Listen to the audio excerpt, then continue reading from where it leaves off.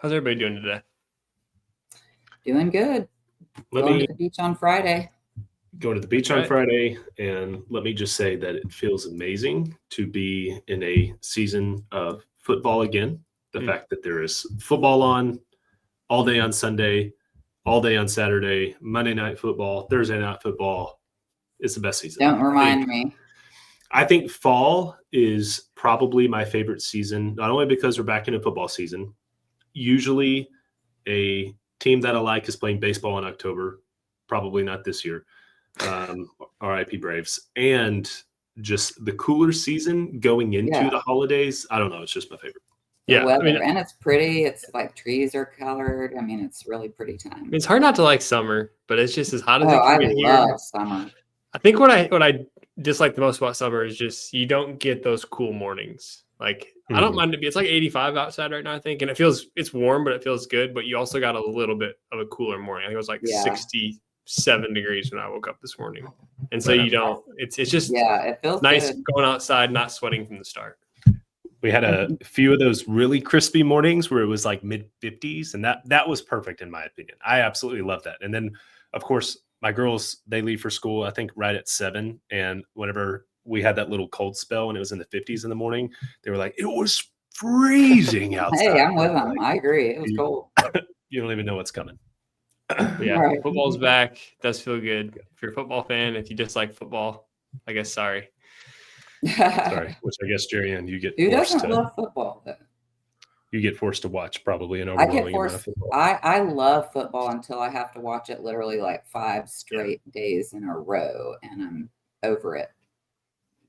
Plus, I don't play fantasy football. That's why we have to watch it because my husband plays fantasy football. It is kind of like you go from no football to, I mean, you can watch football every night now, but Tuesday and Wednesday. Mm-hmm. Yeah.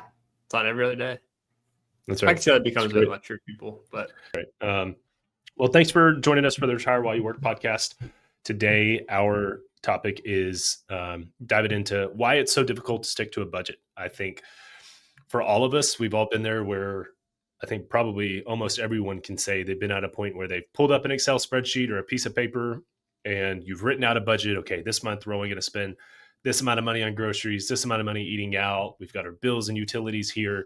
And for whatever reason, it never works. I mean, I think I could maybe count on one hand the amount of times I'm like, we're under budget this month. It literally never works. So just curious, y'all's first perspective, why in the world doesn't it work sticking to a budget? I think that I mean, we say this all the time, but there is always something else that comes up every single month that seems like. I think that's a big pain point for people. That's where also what I put in my budget is a like a miscellaneous. So I know things are going to come up. So I set like an amount for that every month. And almost every month it's used on something. But it just, I feel like the unexpected really hits people a lot.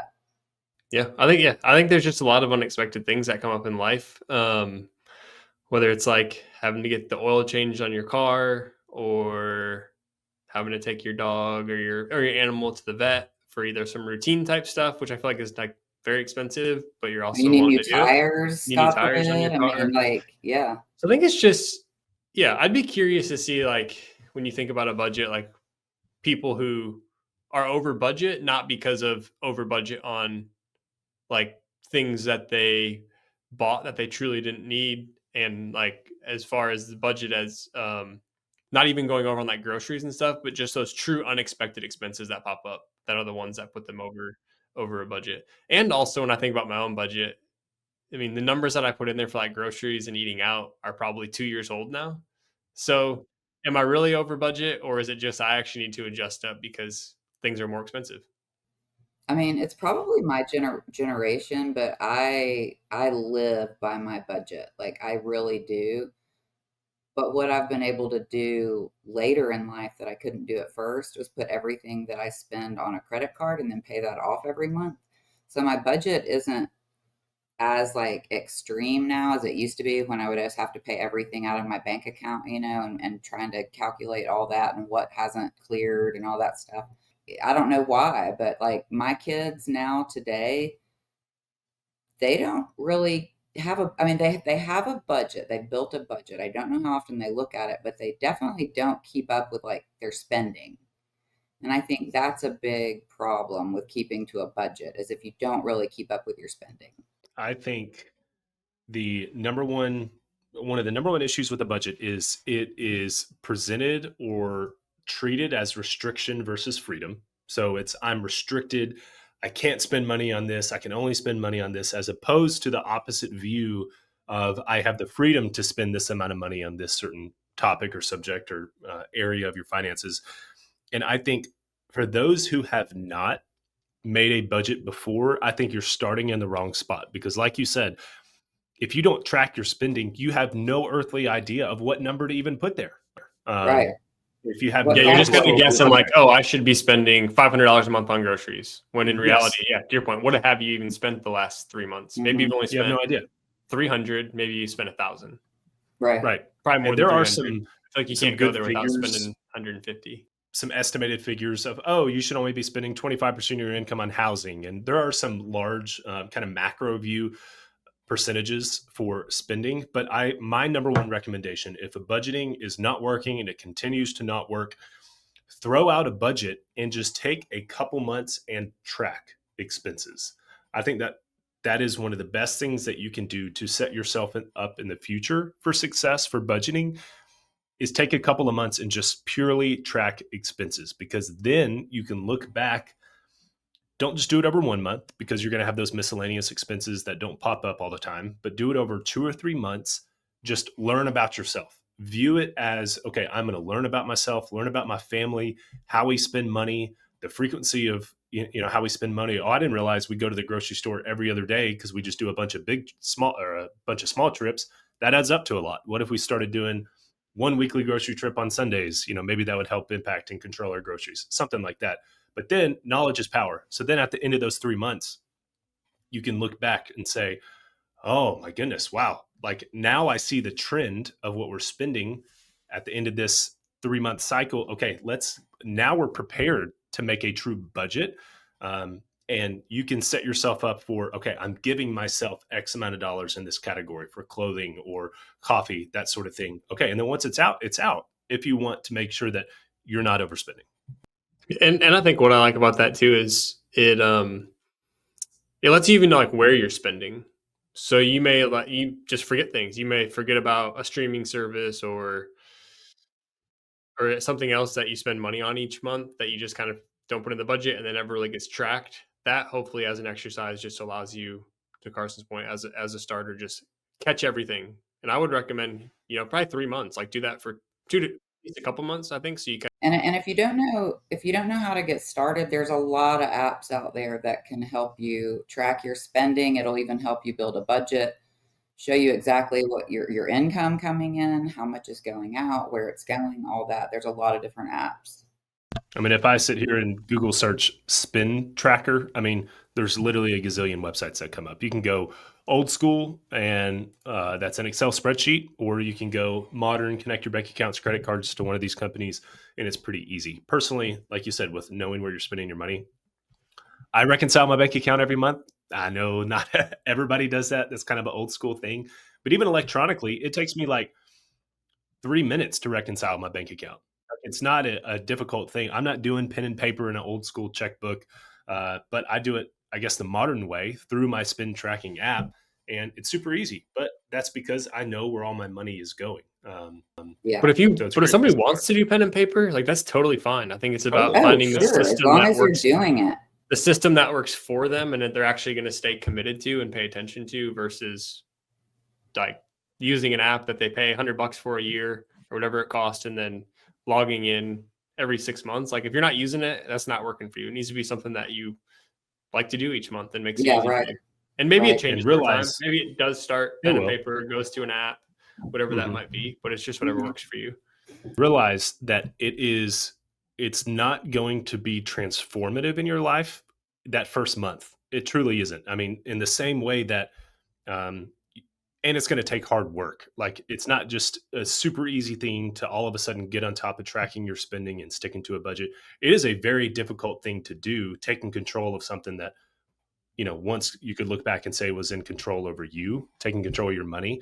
Same way with, like, if you think about eating healthy, like, eating healthy for one day is not going to make the long-term impact that you want on your life. Eating healthy for 365 days straight, that's going to make a massive impact on your health now and your health in the future.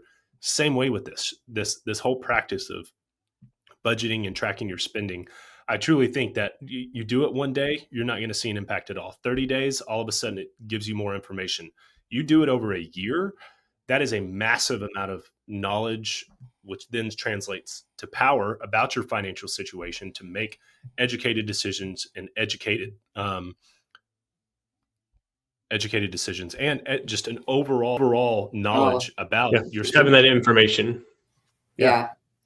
And I think that a lot of people I think are going to be surprised that they will find some money because they have things they've forgotten about, like you mentioned earlier, different subscriptions, and that they may not even realize they're still paying. And a lot of those apps will actually tell you what those are too. You've got all these recurring charges. So I think a big thing is, like, we know people do budget, but they tend to fall outside of the budget a lot. We talked about, like, unexpected things, but then there's certain, like, emotional pieces to it too. I think that, like, when I am maybe a little down or bored or anything, will pull up Amazon, whatever store, like, I'm going to do some shopping that's going to make me feel better. And that really, like, takes over in my brain. Like, this is going to make me feel better. I probably shouldn't be spending this, or maybe, I don't know. I haven't checked the budget this month necessarily. Does it make you feel better, Jeri Anne? It does. Does it work? It really does make me feel better. Retail therapy. That's right. I'm like the maybe not the same thing, but when I get stressed about money, or if I feel like we've just been spending a lot, you can ask my wife this. I'm like a ruminator. I just, like, think about, I'm like, we shouldn't have bought that. Like, we spent way too much money on it. We need to stick to budget next month. And then it, like, you take a couple steps back, you think about it. You're like, okay, should we have bought that? Maybe, maybe not. But are we okay financially? Yes. Everything's going to be okay. The world isn't crashing to an end. It's not burning down.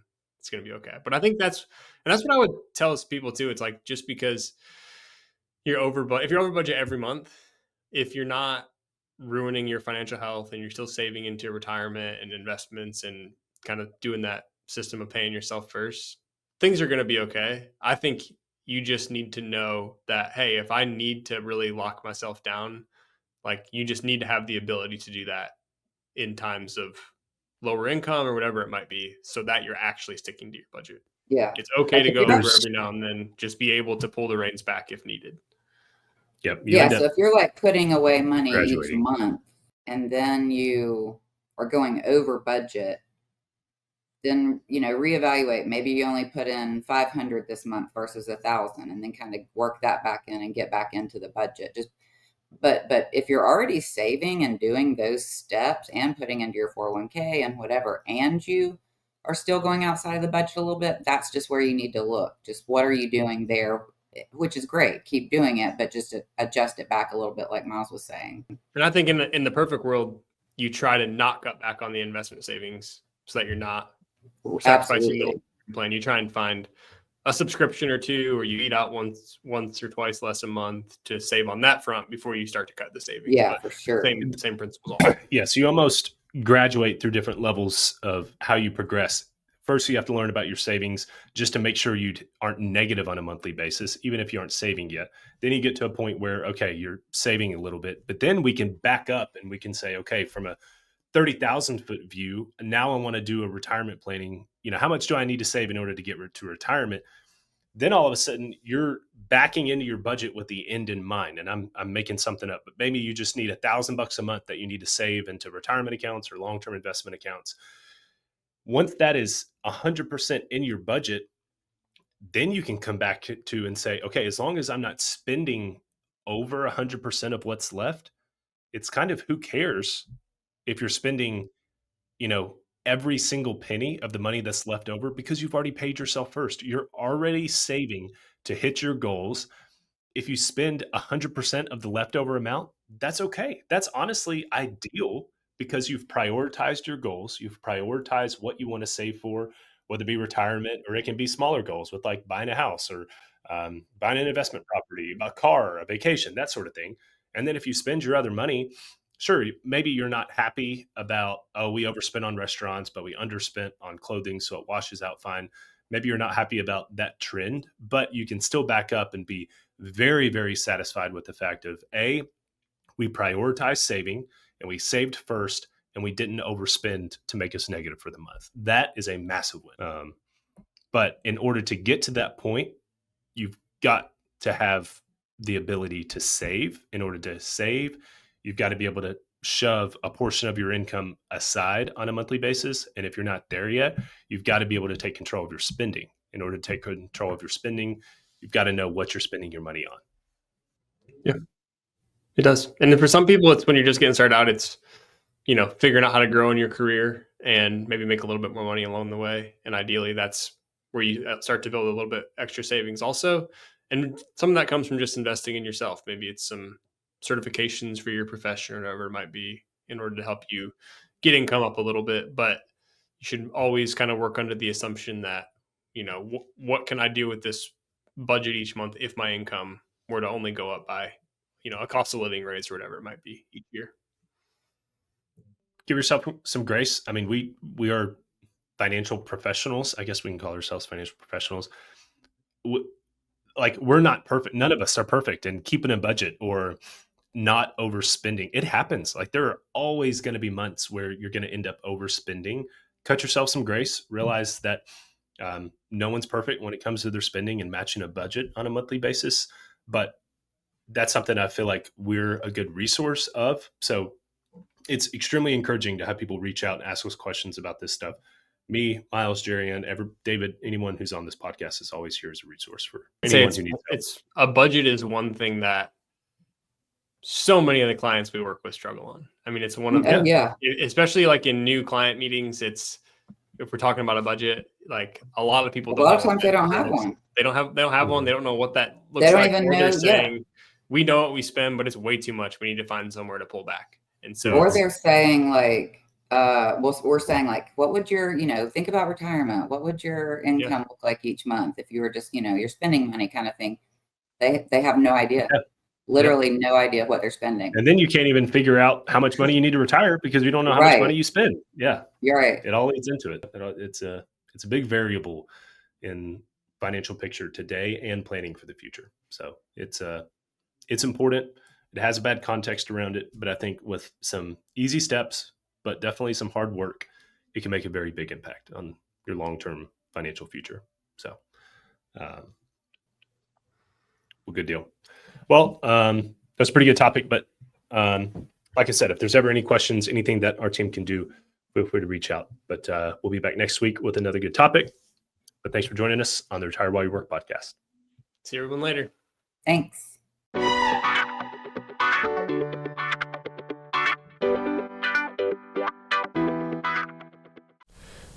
Any opinions are those of myself and not necessarily those of Raymond James. Expressions of opinion are as of this date and are subject to change without notice. The information contained in these podcasts do not purport to be a complete description of the securities market or developments referred to in this material. The information has been obtained from sources considered to be reliable, but we do not guarantee that the foregoing material is accurate or complete. Every investor situation is unique, and you should consider your investment goals, risk tolerance, and time horizon before making any investment. Prior to making an investment decision, please consult with your financial advisor about your individual situation. Any hypothetical examples are for illustration purposes only. Actual investor results will vary. Raymond James does not provide legal or tax services. Please discuss these matters with the appropriate professional.